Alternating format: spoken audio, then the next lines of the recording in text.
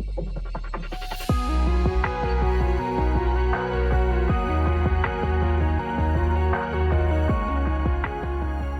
right. Welcome to another episode of 2035, a Delphi intelligence podcast where we explore all things AI, robotics, and more. I'm your co-host, Pondering Durian, joined by my co-host and founding partner of Delphi Digital, José. And we are amped today to chat with Alex Lee about all things US and China and the future of compute more generally. So Alex might be the best person that we could find to speak about this topic. He is the co-founder of TrueNorth, crypto's first AI discovery platform that empowers traders with superhuman discovery to trading capabilities. He holds a PhD in electrical and computer engineering. Previously, he was VP of Product Strategy Ops and Capital Markets at Enflame, a $3 billion AI chip startup. He's a tech investor at Temasek, covering AI, semiconductors, AR, VR, and other deep tech areas, and a McKinsey consultant to Chinese TMT companies, hyperscalers, gaming companies, as well as a founding tech member of a $2 billion AI chip startup. So yeah, smart guy who has done a lot and probably one of the better people to speak about US versus China, AI dynamics, and the future of compute. So Alex, excited to have you on 2035, sir. Thank you. Thank you, PD. Nice to talk to you as well, Jose. Yeah, really excited to have you here. When we hung out, you participated in the lab's accelerator. And full disclosure, we're investors in TrueNorth as well. But when we hung out here in Portugal, I was kind of amazed at your knowledge on the China versus US stuff, and you've kind of you've seen both sides in at a depth that I think most people haven't. And so yeah, really excited to pick your brain on this today. Yeah, glad to participate.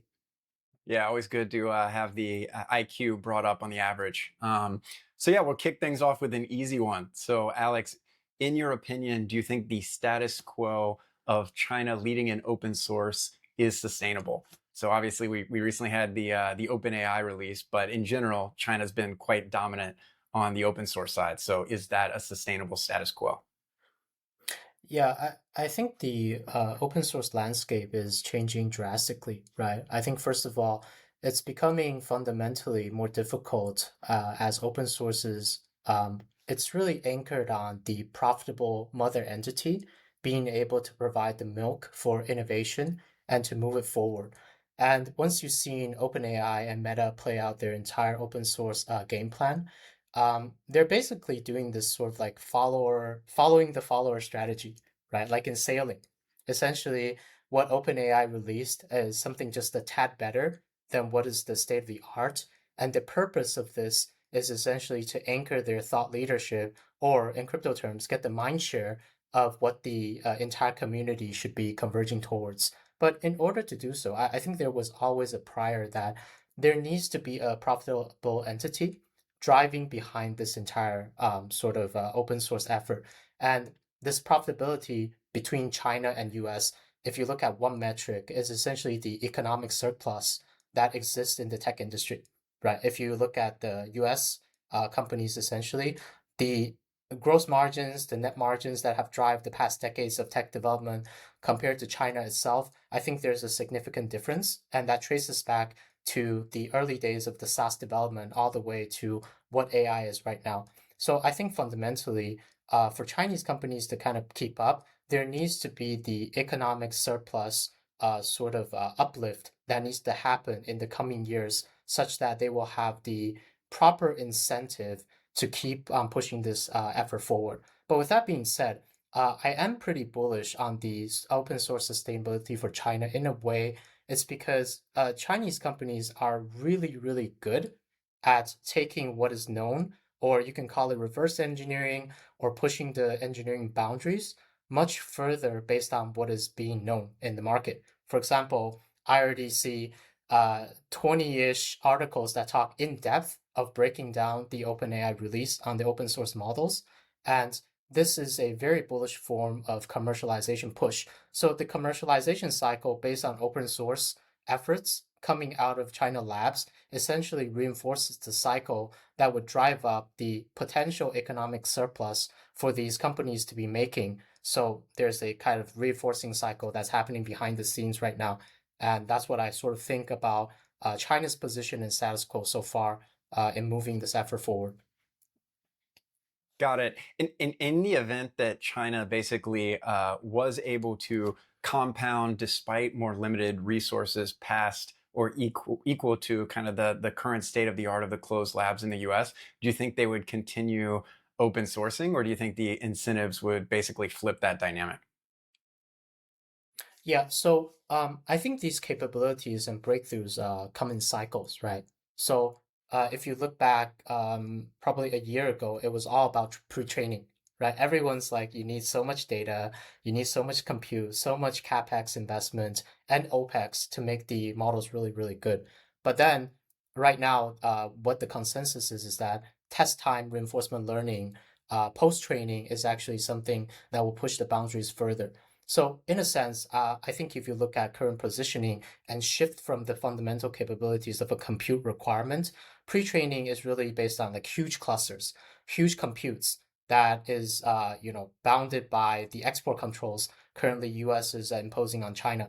But then again, for runtime reinforcement learning, it's just inference at a much larger scale. So in that regard, I think China has certain capabilities to potentially break through. I think that is one thing that I want to say. I think second of all, linking to your first point, does China have the capability to flip? If you look at the state of the art of some of the Chinese labs that are actually pushing the boundaries, ByteDance, Alibaba, right? They are the one of the few that fall into the category of having the upside, or their financials are healthy enough to keep on pushing this effort. And do note that they are a full stack company, meaning that from their core businesses, either on the consumer side or the business side, all the way to their cloud services, they have this end suite that is possible to serve as some of the ambassadors in China to push this effort continuously forward. And I think that's sort of like a paradigm shift in the current meta of AI and what these companies can do continuously, given their business and capabilities. And what do you think the incentive is for them to keep pushing open source? And I'm curious on that question. If they did flip in capabilities, like let's say DeepSeek or Quen, their new model is actually better than the state of the art from Gemini or OpenAI or Grok. Do you think they would then still open source, or would they be more likely to keep that closed and release it similarly to the closed source US models? Yeah, I think a very significant difference between these leading players in China, like Alibaba, Tencent, these people, is that their business span is super, super wide, right? If you look at Alibaba, it has like the payments, even the shopping online, to e-commerce, all the way to certain aspects of social. If you look at Tencent themselves, it's the largest social app. It's like the WhatsApp or like the Facebook of China. So essentially, whatever they do, they have super strong touch points or tentacles like spread into the consumer landscape, such that any one of their open source efforts, it could start a flywheel at these endpoints themselves. So for example, if you want like a social applications to be super good, there may be edge models that can be deployed and let the users that kind of develop on top of this. And a lot of this cycle just kind of goes back to the big labs, the big players themselves, taking in some of the open source effort that they have deployed initially at the edge. So it's more of a strategy in understanding that these open sources, when deployed out, people will build meaningful stuff on top of it. And secondly, using these meaningful stuff, it will feed back to their main product and services to kind of make it better. I think this is one of the core reasons why the entire open source thing just goes on and on. And in China, because there's just stronger need for monetization, and especially when these models are out, cloud services are super cheap. The deployment cycle actually happens much, much, much faster than we see in the US, in my view. So I, Interesting. Oh yeah, go ahead, P. No, I just wanted to touch on something you said earlier because, in my mind, actually, I would think that the shift to post-training would actually be more bullish on an increasing gap between the US players and China. Just if it is a sheer compute game, if you look at data centers globally and market share globally, it's like 75, 80% US, just given, kind of their dominant footprint in the capital markets and willingness to invest. Would you agree with that, or is there something I'm missing? Yeah, no, that's a good angle. My initial kind of feedback was more regarding if you look at the compute characteristics of RL-based test time inference compared to pre-training that requires huge clusters of infrastructure. So, given that we already build off of a lot of these very good pre-trained models, the requirement then shifts to one, data. Second, whether there's reliable inference architecture in real time that can directly post-train off of the data that's valid. So it really goes back to, for example, what is the scale of the infrastructure build out that you can achieve? And previously, if you want to compare, say, just acquire like H100s, B200s, I mean, these are off the export control list. You can't get that in China, right? But then if it's just pure inference, H20s or even some of the Huawei chips, or even older generations of A100s, maybe you can kind of get there because the amount of data that is required to post-train, it's not humongous compared to pre-training. It's more in a sense on what are smart ways to first acquire the data and use that for an inference, cluster that is powerful enough to deliver the results in time. So that's where I sort of am coming from. Got it. Makes a lot of sense. And then stepping back, just curious, what do you think, as someone that has spent a lot of time in China and the US, what are kind of some of the biggest differences between the two ecosystems and kind of the two cultures? Like what do people in Silicon Valley not know about working at sizable, tech companies in China? Yeah, there's a lot of interesting stories once you actually get back. So there's always a funny saying that the people in China work 996, right? It's like 9 a.m. to 9 p.m., 6 days a week. Everybody's kind of like in this rat race. This was the perception.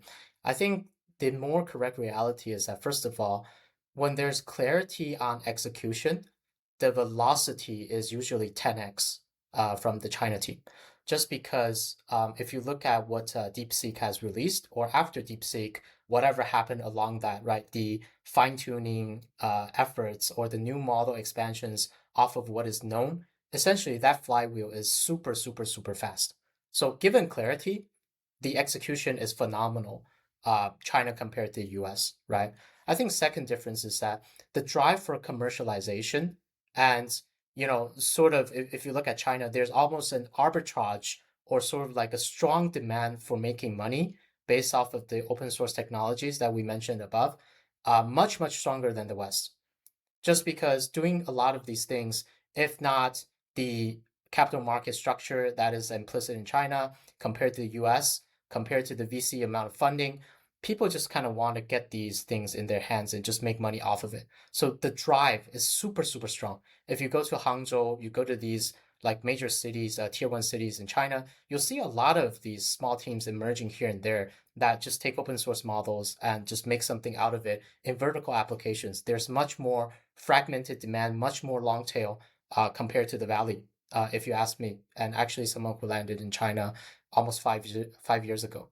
I think there's a third difference. It's that what I mentioned about China, big corps, like the Tencents, the TMT companies that actually operate in China, they have this super broad set of business that can experiment on AI landing in almost any aspect possible.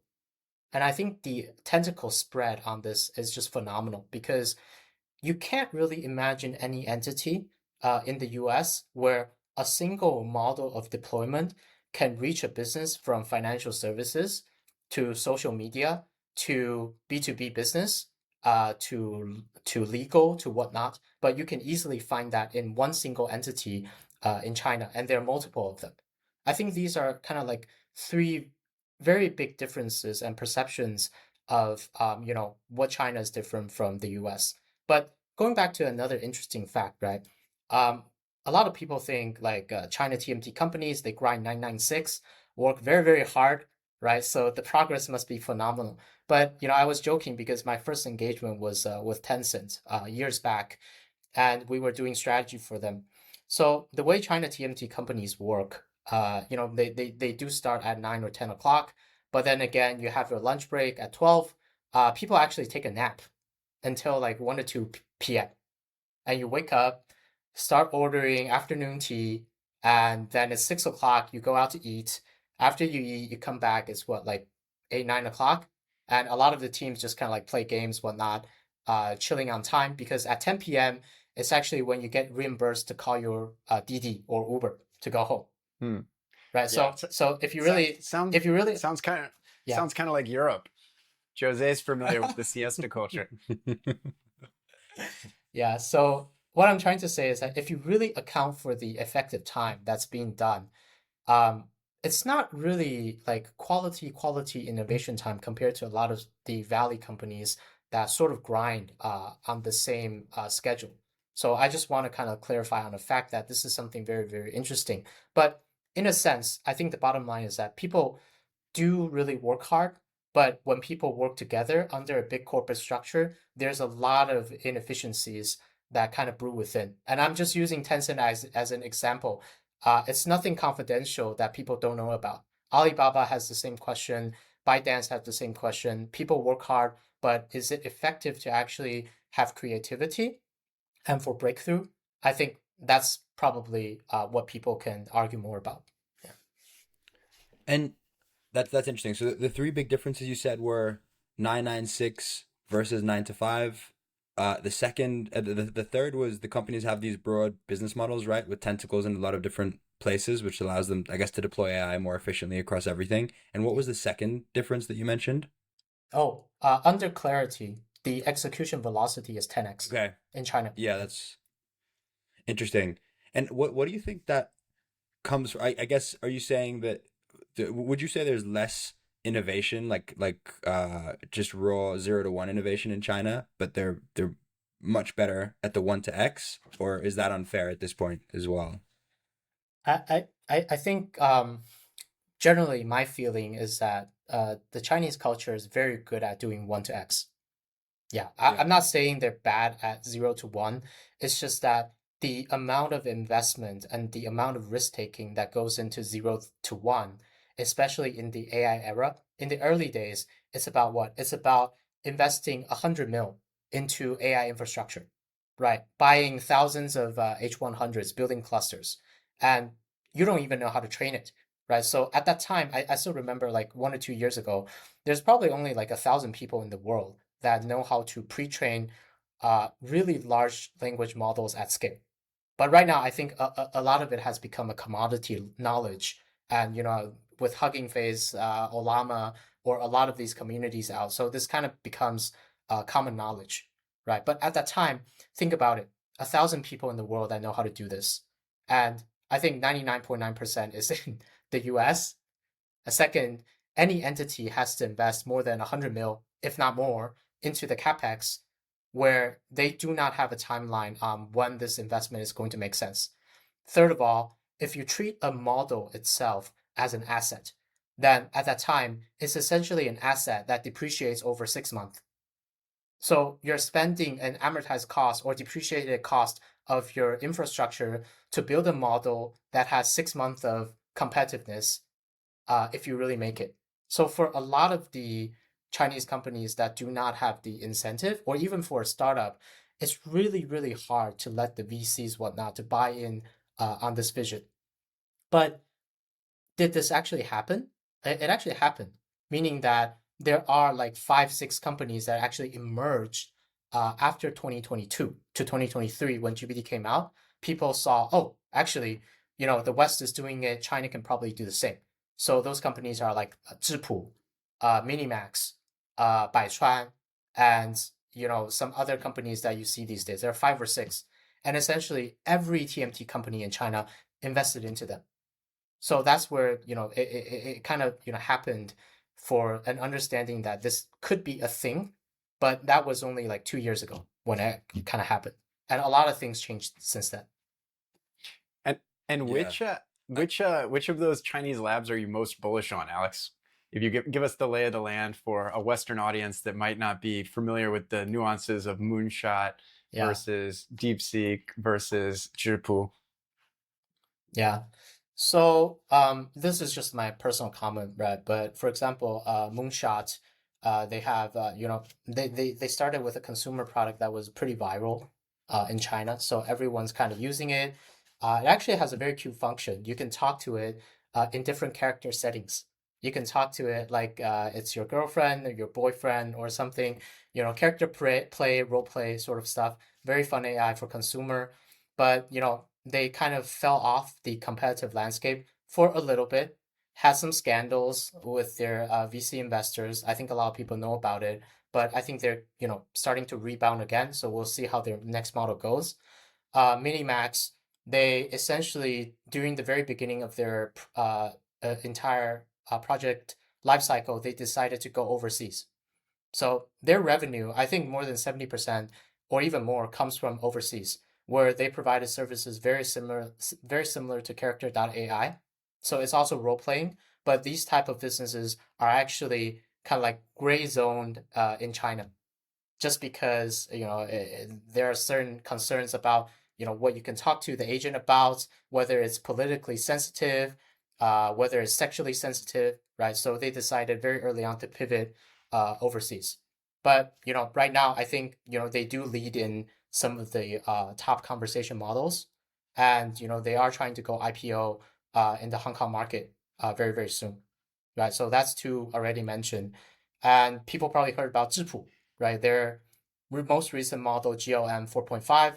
I heard it's okay. I think some people tried, not as great as advertised, but they are pushing the boundaries.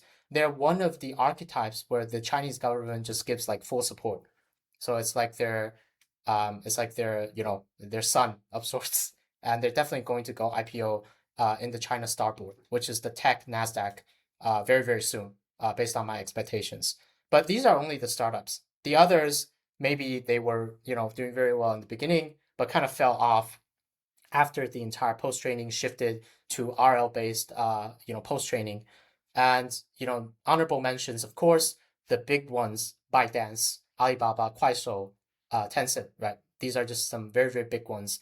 All have different reasons for being competitive. We can talk about that if you're interested. Yeah. Yeah, let's talk about that. I mean, so what was your ranking to summarize? Like, which one are you most excited about? If you had to pick Yeah, one.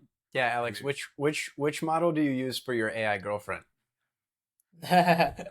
Oh, for the record, I don't use any model for my AI girlfriend, but I think based on the business that we're based on our own business we're working out. For example, Qianwen 3 by Alibaba, right?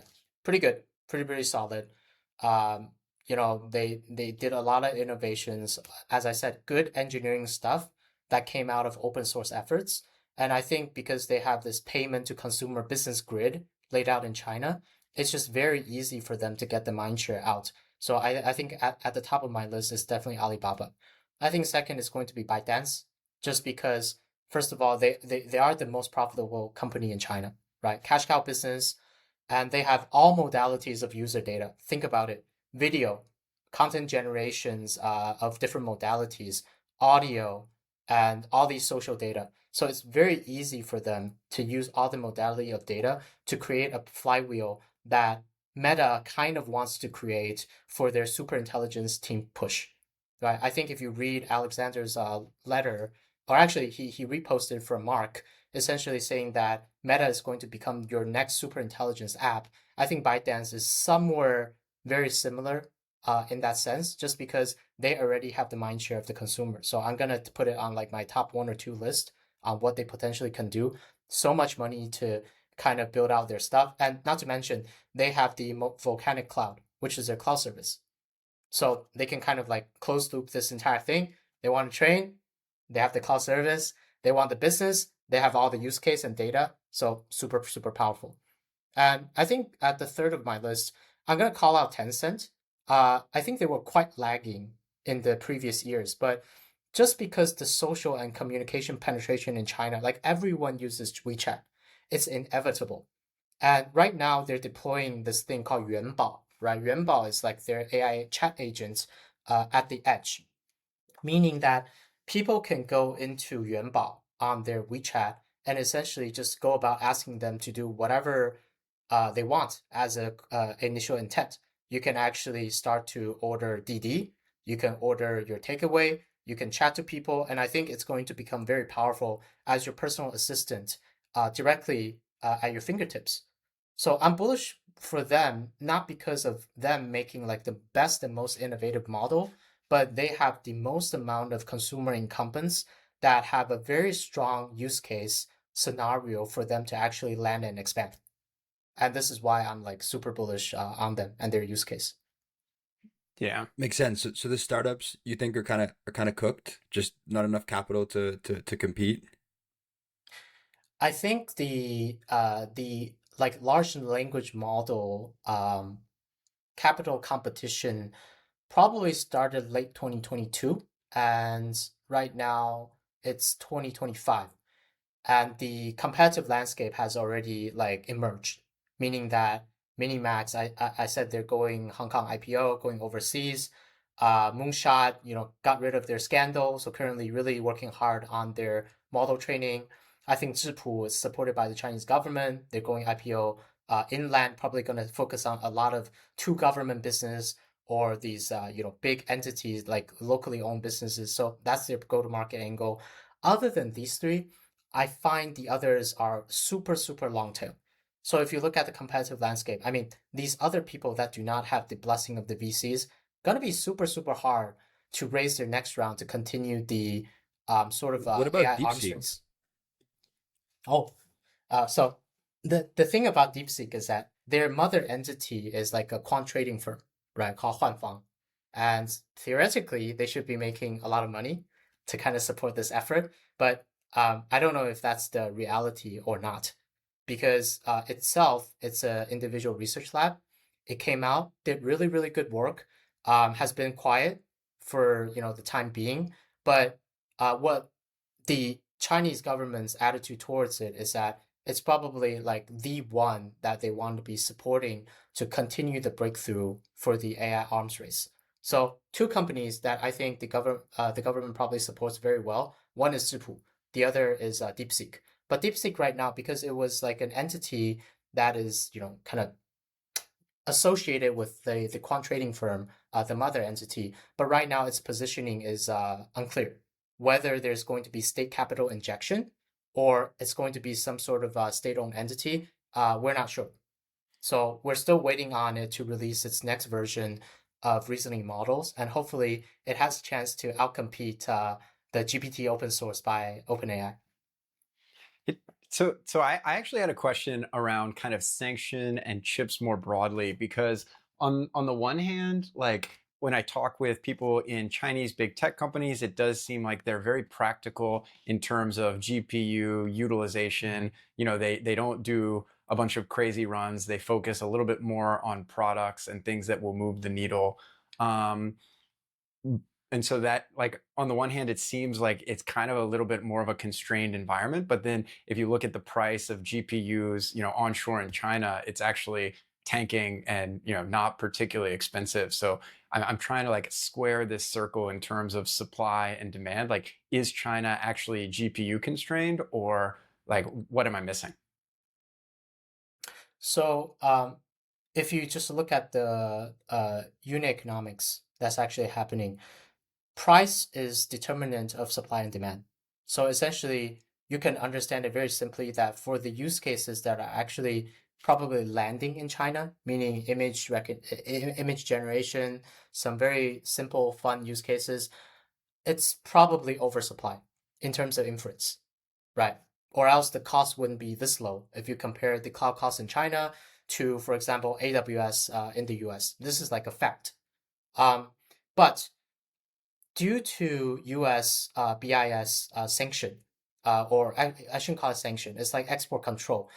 China is very, very hard to acquire GPUs, meaning that the specs on the GPUs, after a certain line, you're not able to acquire it. For example, the H20 is essentially a special case of the H100 limited in bandwidth and computing capabilities provided only to the Chinese. And even that went sort of back and forth.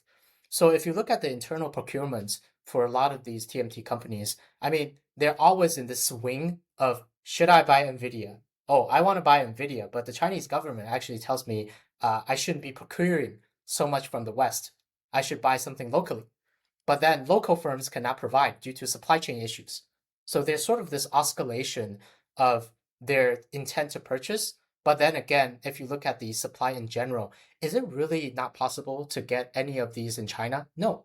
I mean, there's a lot of white glove services, especially in the southeast part of China, like Shenzhen, Guangzhou, right? That actually does quote unquote imports, although illegal, but you can definitely get the sources available. So it's not really like lacking the GPUs. I think it's more lacking like the really up end of the computing stack and capability, and having that in a very predictable supply chain manner such that they can build out the infrastructure that is possible to provide the post training, also well as the inference that needs to be happening as the use cases emerge in China. I think that's more about the landscape. Nice. I wanted to switch gears a bit to some more general questions. I'm just curious about China, honestly. I'm like, it's a paradox to me. I kind of switch from giga bullish to insanely bearish based on the last person I listened to or read. And there's so many paradoxes, and one of them I think that I'm really interested in is this industrial policy question.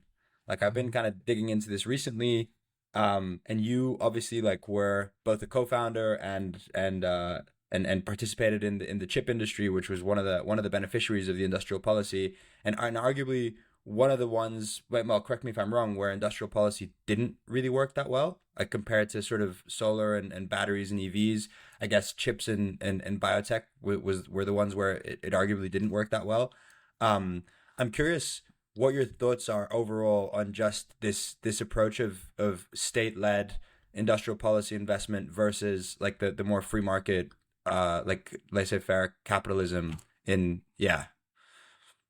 No, that's a super good question. I think again, it really depends on the phase of development.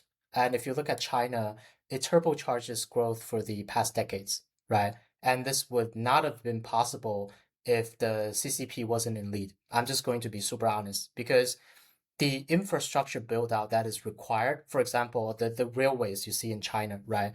The ones west east, the north south. I mean, these type of infrastructures, if I give you like one benchmark, look at California. If you take California as an example, from Los Angeles to San Francisco, there has always been talks of building like a railway of sorts that could be much faster. But this, I don't know how long it continued, but within my time in the US, I never had a chance to kind of, enjoy the benefits. But in China, this happened in the course of 5-ish years. So the railway, the infrastructure built out, I think there needs to be like initial centralized power in kind of getting the infrastructure laid out. So if you have good infrastructure, you're going to have good logistics. Good logistics, you're going to have good manufacturing. And then that leads to the second wave of technology development for semiconductor, for biomedical. So this is sort of like the natural development phase of different nations and countries. So that's the first prior. Now, going back to whether I think a state-led strategy in, for example, capital deployment for economic development, it really, really varies. For example, in the past probably 5 to 10 years, I think the Chinese government has been super, super supportive of PVs, lithium batteries, and new energy sort of stuff, EVs in general. And they were very, very successful in shaping some of the top companies in the world, right? NEO, BYD, these people, and the EVs and stuffs that ship out to Europe. And you have to argue that they did a really, really good job in the beginning. But I think the problem of the state-led capital injection causes two downsides. I think one, it's sort of like sucking the entire social capital or whatever is creating the entire economic loop. In China, it's the land financing loop that actually get financed into investing into these key categories. So the resource allocation itself is not market-led. It's more or less state-led. And state-led capital will drive the local investment landscape to be biased towards it, right? It's very natural in investment. That's one thing. Second is that although you did create some of the best Can companies you in the explain that a little bit? I think yeah. some people might not know how this works. Even I don't think have a great understanding of it. It's basically that the provinces finance themselves by selling land, right? And the kind of idea is that the infrastructure investment makes the land more more valuable, which then allows them to finance themselves. And so there's always an incentive to like just build more and more infrastructure. Is that, or is that what you mean, or is there something more specific there? Yeah, so land finance is a term specific to China. So essentially, it's allowing local governments to determine what are the land characteristics, such that, for example, if it's like business use land, they essentially like jack down the price really, really cheap, rent it out to Jose. You come build a business for me. I can land here, right? Like a robotics company or like an EV company. Essentially, when I start the entity here, I attract talent. When talent is attracted, essentially there are employments, so employment needed, like housing is needed. So the other part of land finance is that I can determine the land that I will be carving out as residential areas where I will be leasing, because in China you don't really own the land, right? It's leasing on behalf of the China to the real estate developers to build out, whatever real estate that is needed. So more demand in housing, more land for building these jacks up the housing price. And because it's the local government lending to the real estate, so essentially the housing prices go up, the tax income actually goes up. And this percentage is actually very significant in China compared to the world, where most of the income, probably most of the government income actually came from the taxpayers' money. So in China, it's more about like this land leasing thing. So once you get the money, the local government typically goes out to build out the infrastructure, meaning one highway from Shanghai to wherever, good, right? Two highways, three highways, but then the ROI of this kind of goes into a diminishing cycle. So what are you going to do else? Then it comes to the point that we were talking about. You invest into key areas where the Chinese government has mandated, like EVs, robotics, these places, to a point where the fundamental loop of this land financing kind of fails to function, meaning that consumer do not spend, economic goes into a down cycle, right? So real estate, housing prices drop. You drop, you do not have so much money to finance the Sorry, infrastructure build out. why does that happen? So why? Because shouldn't the investments into the robotics and the EVs and stuff bring factories and bring workers? Like where does the loop kind of break there? The loop breaks when they're starting to go into a rat race, meaning that there's oversupply and the Okay. sort of economic loop pushes the leverage so high. So if you look at the EV supply that is manufactured from China going into the world each year, I think it's drastically oversupplied. And there's so much incentives going into this, meaning local governments subsidize such that, everyone kind of just goes into this business. And because of the land finance thing that I was talking about, local governments have the incentive to sponsor like local versions of Neo or Xiaopeng to come land at their place to build out their entire business. But once the oversupply happens, essentially it's just competition and friction. But the sales cannot keep on going up. So you're being capped at the top. Then essentially you still need to inject capital to subsidize the competition, or else these people would die. And it just goes into a very bad cycle as it moves forward with the economy overall. Hope that kind of makes sense. Yeah, that makes sense. Go ahead, PD. Yeah, well, I would also say there's just like social ramifications of the model, right? Like if you are using this model that is driving up housing, and you get to a point where in tier one cities in China, the housing price to annual income reaches 30 to 40 times, then that starts to have other ramifications for who can buy a house, who can start a family, and things like that have, clear consequences in terms of demographics and things like that. And so I think it worked really, really well in the early days when the ROI on that spend was high, but now kind of the social cost of doing it actually outweighed some of those gains. And so I think the government's like intentionally stepped in to stop that cycle for, reasons that might be outside of just pure economics. So yeah, that's just like And one reason it seemed like it came to a halt was basically government said this is going to come to a halt. so I guess the difference, like in the US and to some extent Europe, when we're not holidaying or whatever, there's the VC ecosystem, right? That invests into companies, and they're incentivized to get winners and have success. And it sounds like in China, it's basically kind of replaced by the provinces that are incentivized not to pick. I mean, they are incentivized to pick winners, but not directly, right? They're more incentivized to just have people build stuff and bring workers to their province that props up the value. Why does that incentive not work?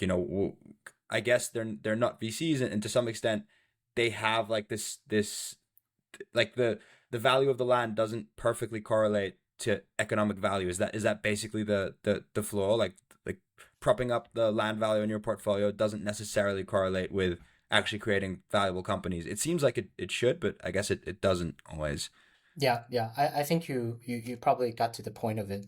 Um, this cycle only works when the companies that you build out are like global winners competitively, right? So if you keep on creating the Googles and the Metas of the world, you're good. Then the state strategy will work very, very well. But it has came to a point where every local government's incentive in quote unquote investment, and do mind that these are huge capital injections directly coming from the top, right? Their mandate is not to nurture venture anymore as the core mandate. Of course, they want innovation on left hand, but on the right hand, I think there's like a national mandate that you shouldn't be like losing the money uh, uh, of China. So there's a kind of like a weird conflict that's happening on the two hands of a local government when they do investment. But then again, for them to collect more taxes to actually build out their local whatever better, they just have to do it. And when they do it, it creates more rat race competition, and you do jack up the housing price, but to an extent where it's not fundamentally sustainable anymore, then housing prices tend to start dropping, right? So there's always this cycle that happens, and you see that in Shanghai. Actually, if you compare the housing prices of this year, it's probably on comps with what, like 2017, 18. I'm not sure. You can check the accurate data for this, but you know when this thing kind of happens, it has really, really bad ramifications. People start to feel poor because most of Chinese people's investment or their kind of like wealth is in real estate. So when they start to feel poor, they're gonna not gonna be like buying more stuff. The consumer sentiment drops, and for all of the companies that are being invested in China, I think a majority of them are going to be consumer facing. So consumers don't spend because they feel poor about real estate prices dropping, and there's this like death spiral sort of happening if you see on the horizon, right? Yeah, classic Makes balance sheet recession dynamics. Yeah.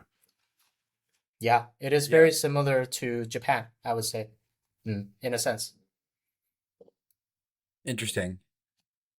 Yeah, and how do you get out of? I mean, I have a few more questions. Just I'm curious, like, because you said there's like a big culture of hard work in China, which is definitely what you see as well in the Chinese immigrants abroad, right? Like Chinese Americans are an insanely successful sort of sub ethnic group in America, and I think all over the world. But I've also been hearing from friends in China about this increasing I'm not gonna try and pronounce it, but the Tangping and Bailan of like the lie flat and let it rot, like this idea that you can't really make it anymore in China, and so you might as well just chill. Basically, you might as well just coast because there's no way for you to make it anyway. How does that square up with the like what are the vibes basically on the ground, or is it just it depends if you're in tech, vibes are great, and for everyone else you're kind of screwed. Like yeah. Yeah. So you mentioned this thing about 躺平摆烂, right? It's just kind of like laying on your back, not doing anything. It has become like a slang almost for the young people in China these days. Um, this phenomenon is actually captured already by the Chinese government. They are very aware of this issue, and this issue was caused like fundamentally by the competition, the rat race that I was talking about before, because the government stepped very deep into cultivating different industries to do technology breakthrough, to get in key areas where they think they could lead, causing oversupply, causing excess inventory, causing the leverage to go up, where to a point they cannot unhook from the land finance or the real estate cycle. It has become a real problem for China these days. And the Chinese government recently actually announced something called, we should, kind of like all retrace from the rat race. They call it 反内卷 in Chinese, which means that, we shouldn't kind of be, competing in like these key sectors where it's just going to uh, uh, result in excess capacity, more inventory. We should really do a supply side reform of sorts, such that it falls a little bit back into the normal market competitive cycles that you would see in Western countries. For example, if the local government stops with NEO, BYD, subsidization, what will happen? They will bound to compete each other out in a sense that they will result in something that's more economically sustainable. But it's going to be really, really painful. So, But yeah, PD, I saw you had a question. Yeah. no, I guess like my thoughts is kind of the inevitable endpoint just does seem like more big fiscal in order to drive like more domestic consumption, because it seems like, post real estate turn down, they've doubled down on manufacturing, and they've had obviously some really big wins in terms of companies, but now you're seeing trade partners in the US and the EU start to throw up barriers, and you're starting to see like overcapacity issues, and so a lot of those companies are going to struggle. And so I guess to me it kind of feels like 1930s US, where like the answer is big fiscal to stimulate domestic consumption, but it seems like China's starting to do that, but slower than I would have anticipated. Yeah, Yeah, maybe a follow up. that's I'm curious for both of you. What would you do if you were the CCP? Like if you were in charge of China, you had like full reign in terms of setting policy. Like what would you guys do? Is it big fiscal spending? Yeah, like very, very curious. Yeah, maybe I'll go first. I think big physical standing was sort of not initially in the favor of the CCP, I would say. It kind of contradicts with a lot of the top thinking. But then again, it did happen, right? I was joking, if you buy an iPhone these days in China, it's actually very, very cheap. PD, I don't know if you bought an iPhone in China, but there's a lot of government local subsidizations that actually jacked up the consumer spending. So that did kick in. So if you check the GDP data, for China these quarters, I think it's okay. It's doing well. But to me, that is sort of like a short-term stimulus, right? You kind of get a shot, and that's it. But I think the long term, it's a super hard problem in reforming the China economic structure. So the land financing loop, it needs to break at some point. But when you break it, it's gonna cause a lot of the civilians to go into pain just because they feel very poor. Very poor drives down consumption, and whatever physical policy to jack up consumption is not going to be working very well at that point. But it's just a very painful process that could result in cycles, years of down cycles. And then after that, there's the normal competition of state getting out of the competition, interfering with market dynamics. Maybe the 10-ish EV companies, there's going to be one or two that win out, and that's going to be the global players of the world. But this takes time. I think it's a 5 to 10 year horizon, at least for me. So I was telling PD in the past that, I'm not bearish China. I'm really bullish long term. If this thing can kind of go over the down cycle and go rebound up, I think the momentum will be there if done properly. Mm. Yeah, I guess my view is like big fiscal bazooka, but the key worry is obviously inflation. So China is a net importer of food and energy, and a lot of people still live at subsistence levels. And so, in the event that you do a big fiscal bazooka and you do start to see inflation in a lot of core categories, then that's something clearly the government does not want to see. And so they're kind of tentatively choosing to have higher youth unemployment and stomach more deflationary tendencies, as opposed to risk an inflationary outbreak, which obviously has ramifications for the whole society. And so I kind of feel they're trying to walk a very narrow corridor, that's obviously very difficult to gauge as a macro policymaker. Yeah. Yeah, this probably brings us to I'd love to start talking about chips. That's somewhere you spent your career on. You have really good takes on. Maybe we can start with like the spicy question of just Taiwan. Like Mm. um Yeah, like if there was a conflict over Taiwan tomorrow, just to understand sort of the state of play at this point. Let's say there was a conflict over Taiwan tomorrow. How does that play out in terms of semiconductor supply chains? Like, how catastrophic would it be economically? How long do you think it would take for capacity to ramp up elsewhere? I know there's some efforts with TSMC. We were discussing that last time we spoke a few months ago. They've probably accelerated. But from what I heard on the All In, they said the sort of TSMC plant in the US could build at peak like 7% of US chip capacity, which doesn't seem like a lot. So yeah, I'm just curious, like level set for us there. Yeah, so I mean, I was joking that if a war does break out, please start buying Taiwan real estate if possible. Right, joking aside. According to the China strategy, if you kind of, read what they were talking about, their plan is actually to take back Taiwan in 2027. So I think that's a known fact by a lot of people. But in what capacity are they going to do it? It's not confirmed. No one actually knows. Like, what does takeover mean? For example, Taiwan has this outer island called Jinmen, right? It's actually very close to Xiamen.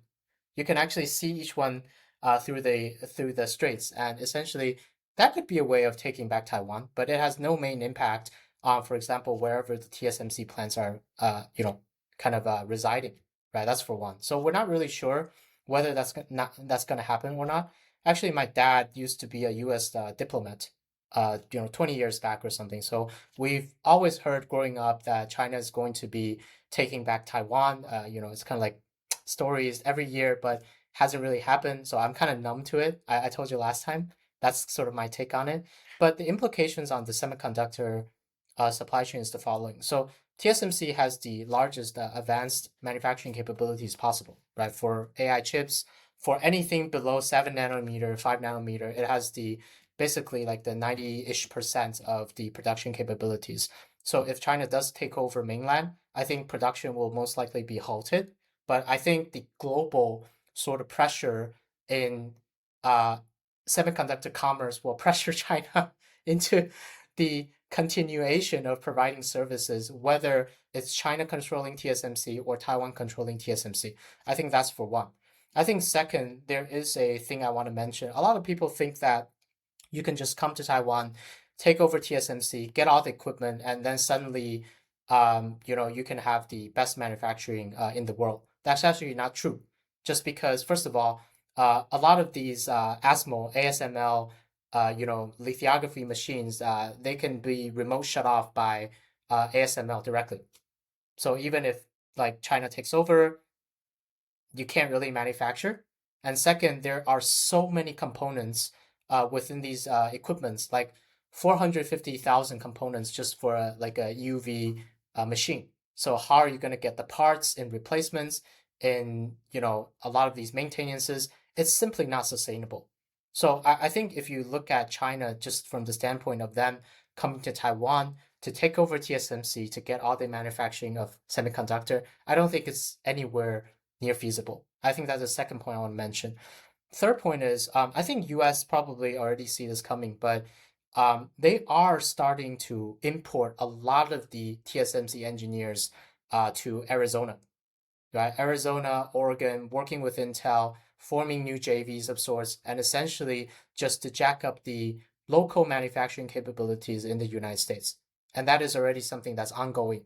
So for anything below 5 nanometer moving into the future, I think there's a national strategy in the US to build out the capacity such that it starts to hedge itself from the China Taiwan risk as we talk about it. So one thing long term, and the second thing is that near term, even if it takes over, I think it's not going to be like China manufacturing company, right?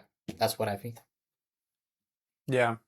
Yeah, I kind of feel like it basically plays into the theme of Chinese like self-sustainability, right? Kind of like inflation, like they're investing in a lot of pieces of the supply chain to basically just limit their dependencies on global players that they increasingly see are, adversarial or more difficult to work with, not necessarily because they like really want to dominate the globe, but because there are very real risks domestically to, being energy insecure or being chip insecure. And so you like, see these crazy investments in renewables, and some of it's like, yeah, they want to dominate like EVs globally, but actually the impetus is more like, hey, we have like a very real energy needs, and we're dependent on the vast majority of our energy imports. And so like that's kind of the key motivation behind some of these crazy investments in building up capacity.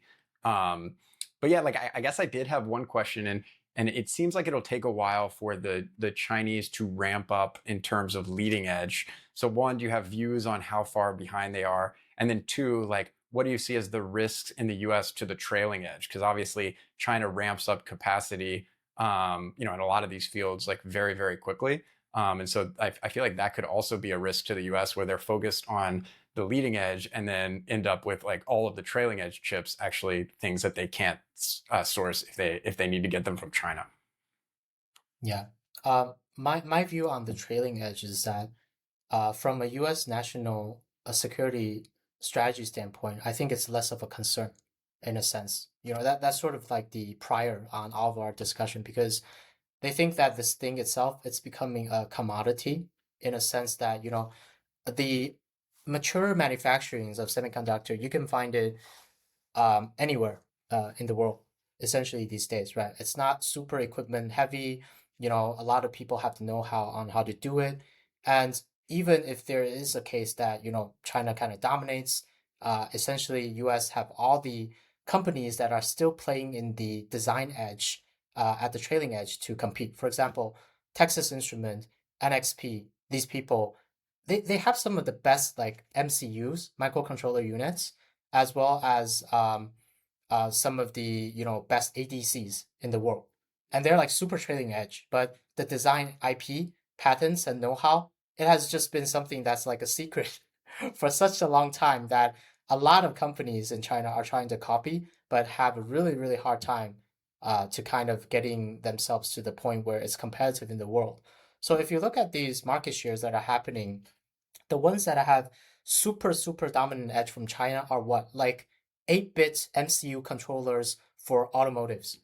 I mean, these things are super commodities that can happen anywhere in the world, and I bet any national strategy in any country, if you want to build this out, I think is probably possible. So going back to my point, trailing edge is not a U.S. national security concern. I think more so, they know that China can do it well. They know that 16 nanometer and above, manufacturing wise, it's not something they want to be competing on with China. And you can always pull the tariff lever if you want to kind of rebalance the market share sort of skew if you see them. Yeah. And so I guess dovetailing from the trailing edge to the leading edge, I am curious. You've spent a lot of time thinking about the future of computing and looking at different emerging architectures, and obviously we've pulled on your expertise there, so thank you. But I am curious, like as you think 5-10 years out, what does the future of AI accelerators and different types of hardware chips look like, and form factors and things like that? Mm, yeah.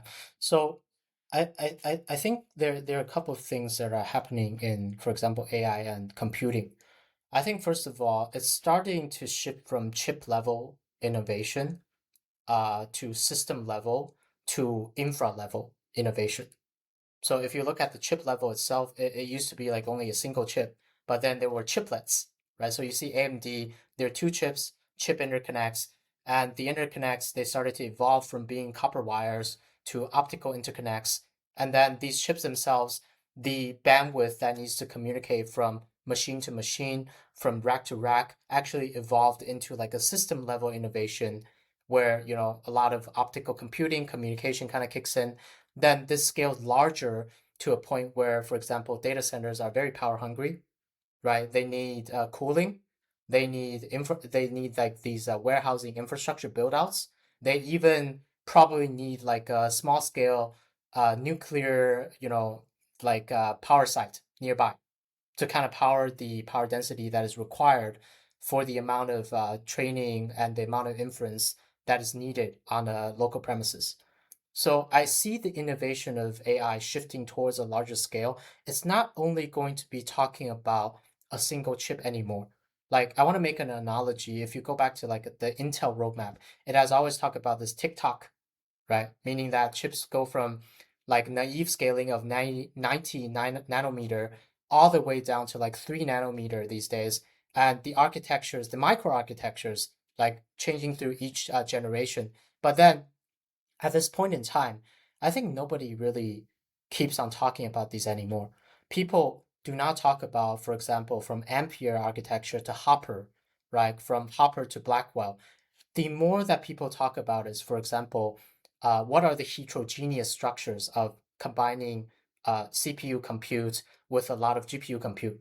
Second, what are specialized acceleration units that are utilized within these chips? For example, tensor processing units that are very good at tensor computation, matrix multiplication of high dimensions. I think thirdly, it's about how chip to chip like interconnects actually get better.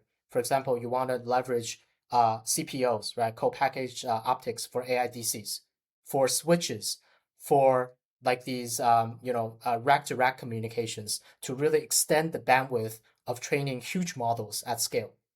Then it lands to my point, right? You're consuming so much energy. You need so much demand from the infrastructure. How do you build out something that is holistic within a certain like packaged entity that is so well to serve a certain task? And I see a lot of AIDCs actually working towards that direction. So it's really going up the system stack, and the competition has already shifted away from the fundamental chip architecture that we were previously anchored on. So Alex, how do I make money from this? That was a great monologue. Where do I invest, sir? I think that's a very good question. And I've always told people I'm super bullish Nvidia, just because they spend a lot of time in the software space to actually make the user and developer experience phenomenal. And given that, I think they're working along the lines of the infrastructure development. So, my investment thesis on this front is that anything that leverages the, build out of system scale to actually the infra scale is somewhere that people should be looking at. For example, the cooling infrastructures, the power infrastructures, how to build out power grids, and for like all-in-one players to build out like, AIDCs, like CoreWeave, for example, these type of players that exhibit the end-to-end capability to really get the TCO, the total cost of ownership of operating a data center down. I think along these lines are where I would probably be looking at. So my bet is that at the communication front, there's going to be key breakthroughs in certain players, IP players especially, that would come out.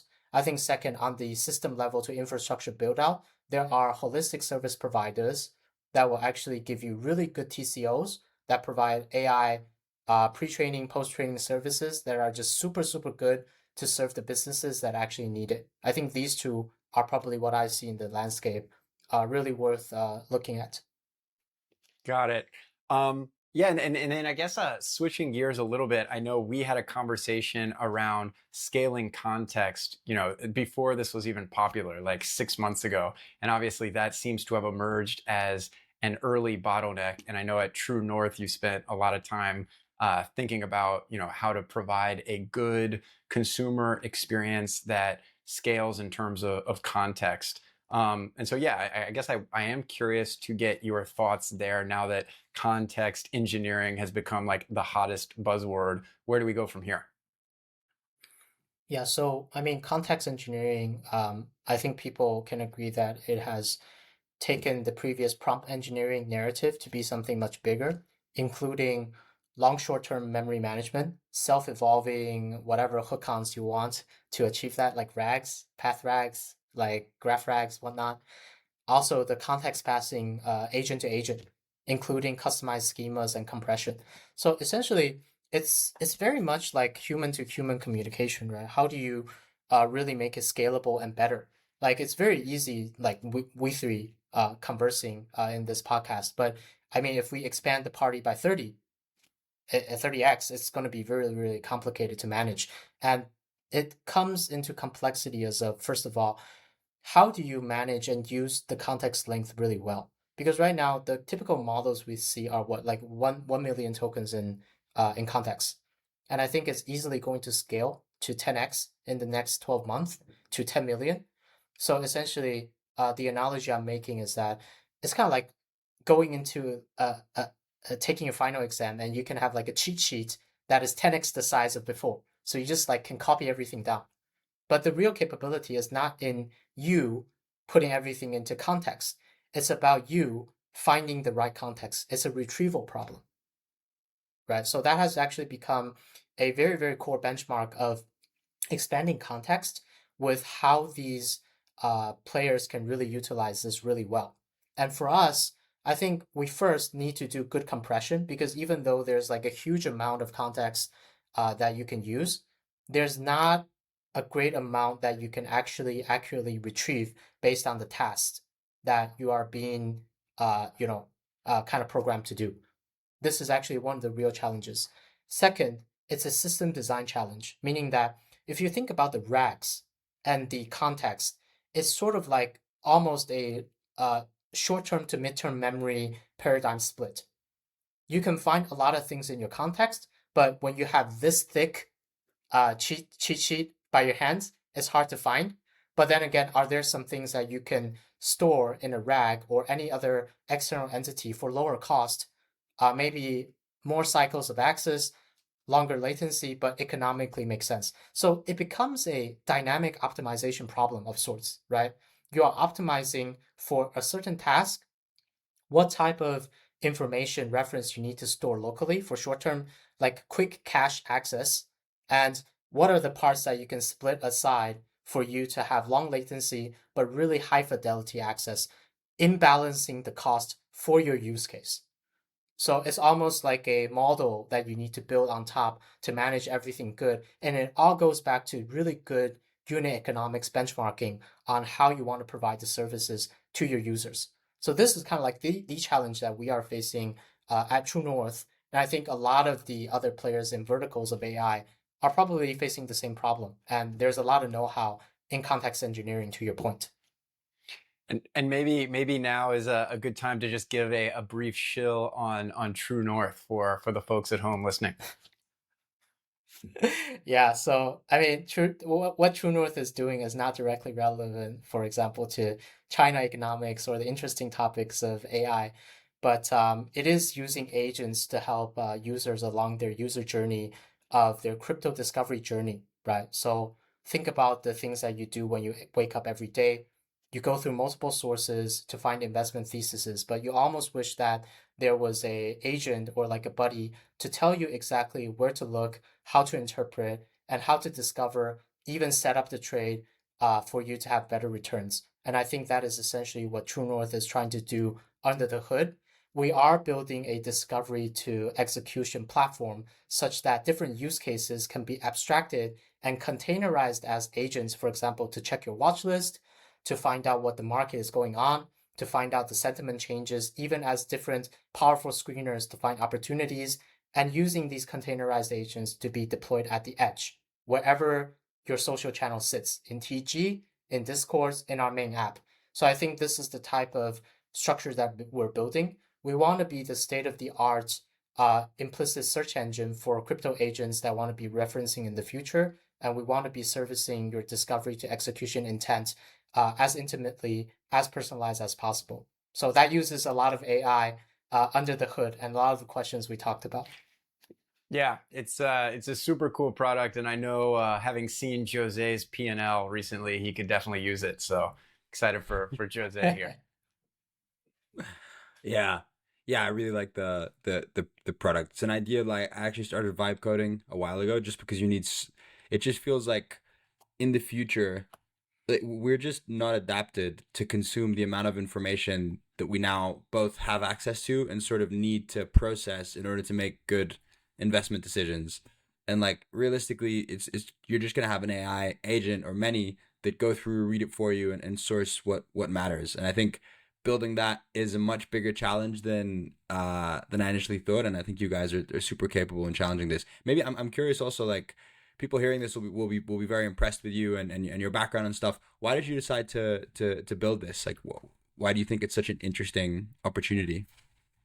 Yeah, so when I built it with my co-founder, Willie, we actually come from very different backgrounds, right? He was a serial entrepreneur, operated crypto exchanges, CeFi, DeFi. I came from AI, domain-specific computing, investment, building products for B2B, like AI GPUs, literally GPUs. But I think, first of all, I'm always interested in consumer products. First of all, never done it before. But second of all, it's so close to my everyday life. Right. I actually first got heavily exposed to crypto when I was still at Temasek. We were looking at some of the projects and then, FTX hit. But despite that, I tried so many DeFi products. It's just very, very hard to use, right? There's the trust issue, there's the onboarding issue, the UI is just not optimized. I mean, I almost wish that there's someone right beside me to kind of teach me to go through everything. And at that time, I actually did not have the proper access. I didn't know you guys, right? Or you would have just like told me what to do. But it's this type of problem that actually troubles most of the people in the world outside of crypto, right?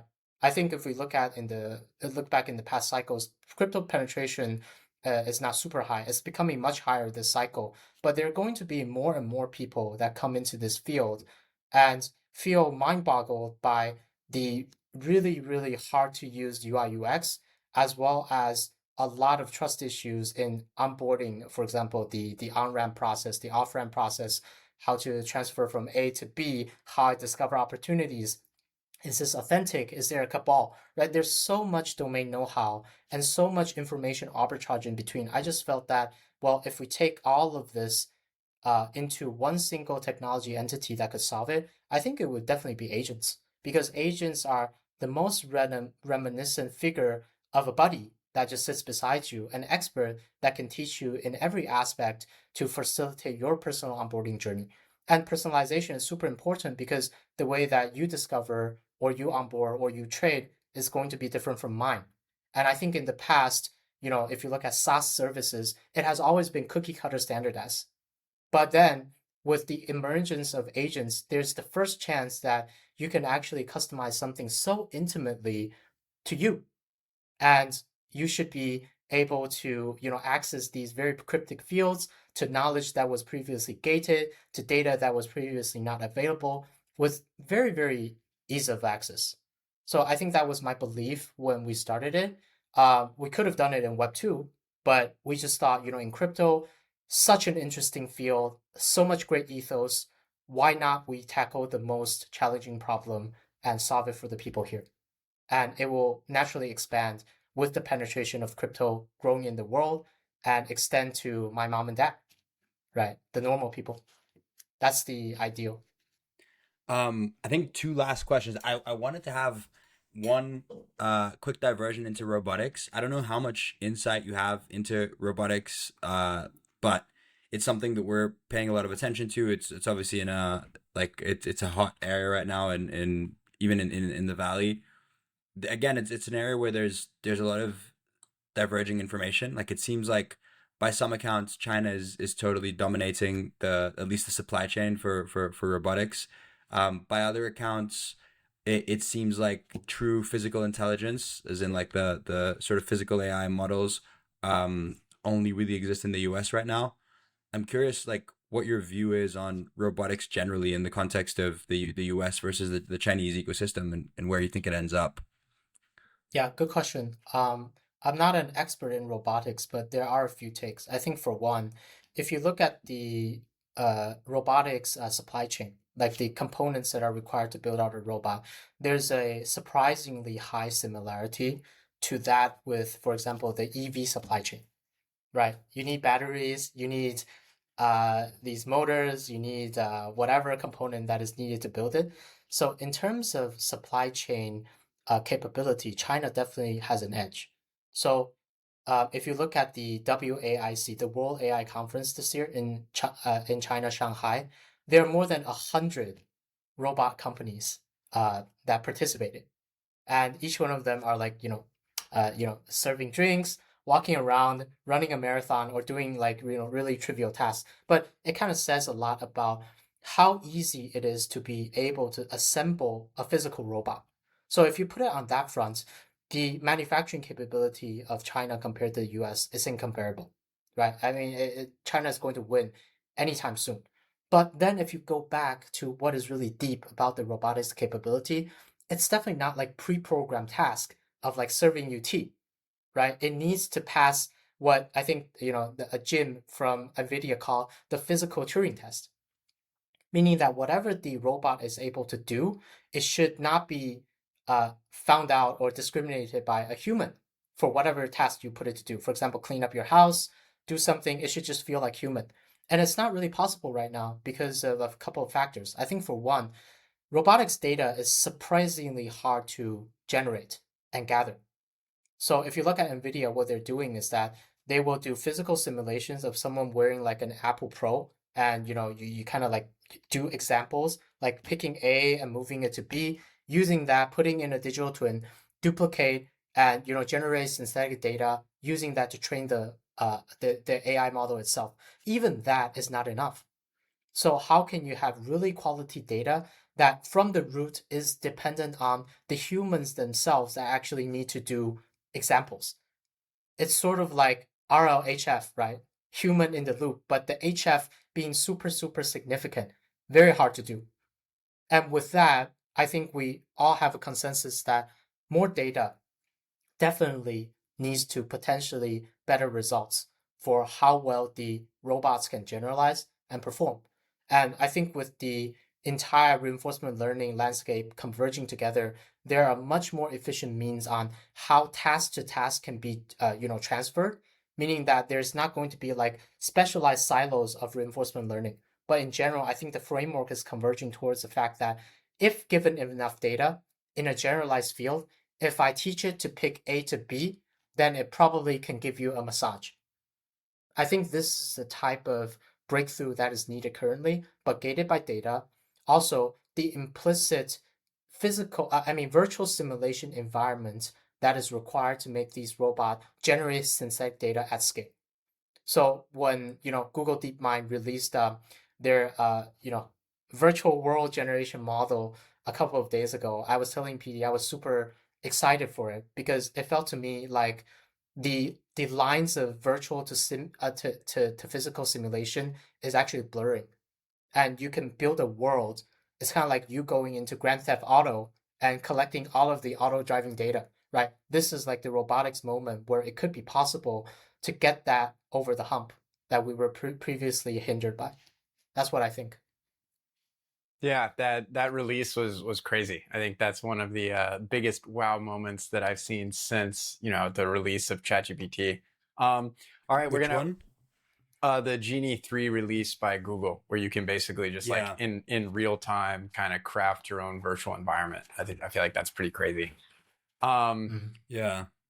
and then last one, Alex, before we let you go. This is 2035. So did want to hear your base case for kind of what the world looks like in 2035, and in particular, kind of relative positioning between the US and China. We might be on the other side of AGI or ASI by then. So a lot of speculation, but I'm sure you've thought about this.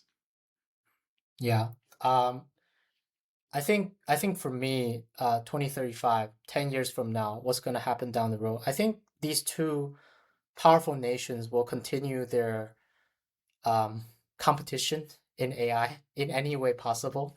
So we do know that the US puts export controls on China AI chips, but then a decade of time, like SMIC can do its own manufacturing. There are bound to be ways to get more equipment, so manufacturing will get over the hump, and algorithms will definitely be refreshed, right? So I typically talk about AI coming in different cycles. I started seeing all the way from 2012 the convolutional neural networks to the NLPs to the GPTs, and I almost have a feeling that the next breakthrough is on the rise. So if you look at this cycle, then essentially you're talking about two AI breakthroughs in the coming decades. And that could change the landscape drastically. Just because right now, for example, you say China is very limited by the underlying compute capabilities, but that's because the underlying capability is dependent on GPUs, where GPUs provide good compute, very, very high bandwidth from HBMs. But what if the next generation of large language models did not rely on this?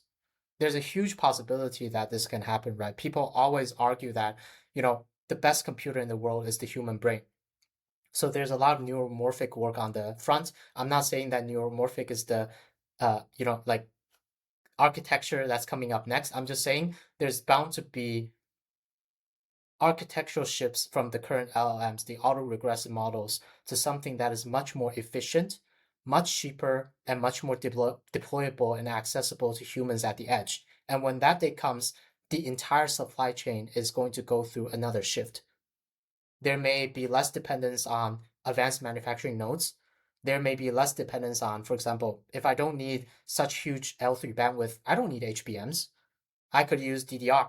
I could even use, on-chip SRAM. A lot of ways to get around it if the model of the LM actually evolve. So we're talking about two evolutions that's possible in the next decade. And I think this puts a lot of implications on how the US and China dynamics will change. And what I do believe is that export control is not the way that a nation should be restricting another nation from innovation, because there's bound to be ways around it. And history has proved itself that the innovations will not be hindered by geopolitics. I think it's more about the fundamental innovation for productivity, which is a secular trend that I see moving forward. Humans are going to become much more effective in producing, in creativity. I think that's what fundamentally pushes the two nations forward. And I think there will be a point where the leveling ground will be hit, and a lot of the AI vertical applications start to come out being profitable in areas where previously SaaS companies cannot penetrate into. That creates the economic surplus starting in China to kind of build out on new businesses that kind of release themselves from the state controlled paradigm that was before, undergoing the economic reform to really move towards a more market oriented direction, such that AI competitiveness will be leveled in the coming next 5 to 10 years with the structural reform that's happening in China. With that being said, I don't think the US will be like just kind of standing around, right? We always tend to think about the competition being static, but I think US is on a very, very fast track to kind of grow its capabilities. We already see a bunch of vertical AI companies coming out where everyone's chasing profitability. We see the general AI models improve. We see open source actually coming from, for example, big entities like OpenAI. I think the innovation kind of switch was just being hit like a couple of days ago, right? Everyone started releasing new stuff, and this thing is just going to become the norm for the coming 10 years. But this coming 10 year of innovation, in a way, the penetration and the leveling will be much more equal between the nations, just because the boundaries is fundamentally non-stoppable between open source entities and closed source entities. So we will see this sort of competition become global again in a sense. I do not believe that there's like a strategic divide, even though there's geopolitical tension. I think fundamentally in tech, it's really about being the best, and the best can only emerge from market-based competition. And I think that's going to happen in the next decade for China and US. Got it. And so are you going to be living in Shanghai or San Francisco, Alex? I think ideally I would be in both places. China has its very interesting landscape, and the innovations in the valley. So I always learn a lot every time I travel back to the valley and catch up with my friends, VCs, people who work there, right? But then this kind of innovation, the speed of transfer of knowledge, I think it's becoming much, much faster over the past couple of years, and I think it will continue to be like this. Yeah. So yeah, Alex, this has been fantastic. I think from your last answer, we could have you on for another episode just diving into that alone. But yeah, really appreciate you coming on 2035, sharing your insights. And yeah, we'll have to do it again sometime because this has been great. You're a wealth of knowledge. So thank you. Yeah, no worries. Really nice talking to you, Jose, PD, right? Let's talk next time. Thank you so much.